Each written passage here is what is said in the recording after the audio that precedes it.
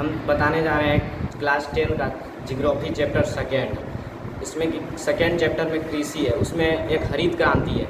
हरित क्रांति भारत में 1960 से 1970 ईस्वी के आसपास चलाई गई थी। 1960 से शुरू हुई थी तो भारत में पहले फसलों के उत्पादन में वृद्धि नहीं होती थी। जब हरित क्रांति चलाई गई थी तो फसलों के उत्पादन में वृद्धि अधिक होने लगी और सबसे ज़्यादा हरित क्रांति का प्रभाव गेहूं के फसल पर पड़ा था, क्योंकि गेहूं के फसल में बहुत ज़्यादा उत्पादन हुई थी। और फसल चक्रण मृदा संरक्षण है। मिट्टी की उर्वरा शक्ति बनाए रखने के लिए फसल चक्रण की शुरुआत की गई थी। भारत में हरित क्रांति के साथ साथ फसल चक्रण का भी शुरुआत हुआ था।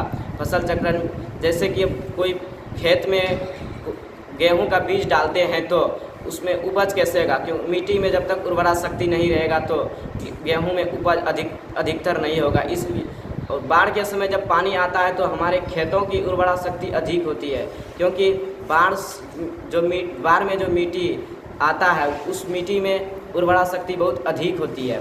इसलिए उस मिट्टी हमारे खेत के मिट्टी में मिल जाती है और उस खेत की मिट्टी उर्वरा शक्ति बढ़ जाती है और उसी से फसलों का उत्पादन अधिक होता है।